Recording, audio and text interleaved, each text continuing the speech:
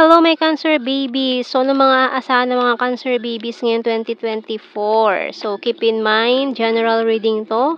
Ayan, maring mag-resonate, maring hindi. Kunin nyo na lang kung para sa inyo and leave the rest. Okay? So, sa ating mga cross-watchers, maring magpaliktad ang energies. So, let's see. We have the Temperance, Three of Swords, ouch. Queen of Cups, and this King of Swords, Seven of Swords, the Eight of Swords, Page of Cups, and the Nine of Pentacles. Yung bottom card is the Moon. Okay, so maraming secret sa mabubulgar ngayon 2023 may Cancer sign, ha? Medyo malaking pasabog tong 2024 sa'yo, ha? Or maraming nangyari na ang ilan sa mga pasabog na ito ay nangyari na ngayong 2023 at marami pang pasabog ang mangyayari sa 2024. So, get ready Cancer, no? Pero hindi naman to lahat negative, no? Marami din mga positive outcomes sa mangyayari ngayong 2024 for you, lalo na at you are patiently waiting, ayan, with someone na hinihintay mo na maaaring darating ngayong 2024. So, tingnan natin, ano ba message ng Archangels? Hello from Heaven by Archangel Azrael. Your loved ones in heaven are doing fine. Let go of worries and feel their loving blessings. So, kung ikaw ay nag-aalala pa rin sa mga loved ones mo na kapiling na ni Lord, so wag mo na masyadong mag-alala sa kanila kasi they are nasa mabuti na silang kalagayan. Okay? So, isipin mo yung sarili mo, yung future, mga tao na nandyan para sa'yo, this 2024. Ayan. Tingnan natin, anong mga messages galing sa ating spirit animals. Para sa ating mga Cancer babies at sa inyong mga cross-watchers. White Raven, trust in the magic. So, may mga magic na mangyayari. Vajra, be fearless and bold. And the Bat, rebirth is assured. So, kasi parang anong nangyari sa'yo, parang isinilang kang muli. Ayan, rebirth. Talagang, parang ito ay parang another start of a new beginning sa mga Cancer. Lalo na at ang daming nangyaring hindi maganda ngayon, 2023 sa'yo, no?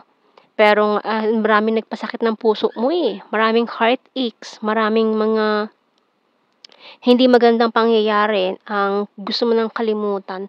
Pero ngayon 2024, it's about new beginning, bagong simula sa mga sisimulan mo ngayong taon na to.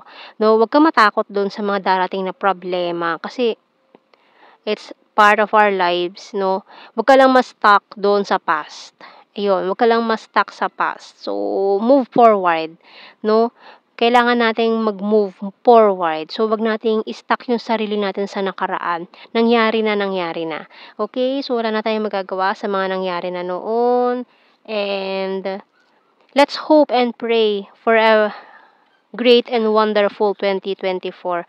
No? So, sa mga Cancer na maraming pinagdaanan ngayon 2023, a virtual hug for all of you. Ayan, so, itong 2024 ay bagong simula, bagong pag-asa. Kaya wag mawawalan ng pag-asa. Okay, so kuha tayo dito signs and symbol cards natin. Sa mga Cancer signs. Kasi kahit ngayon, kung naghahanap ka man ng another love, maaaring matagpuan mo to ngayon bago matapos ang 2024. Sa mga last quarter ng 2024. Okay, so we have here the tree, magnifying glass, the ground, and diamond. So, a strong earth sign and water sign. Itong para sa'yo na darating.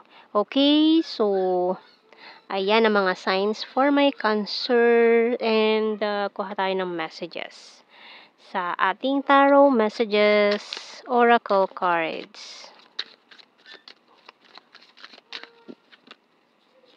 Can we start again? I'm talking to you telepathically, stubborn but practical. I'm honest to you. You excite me and we're compatible to each other.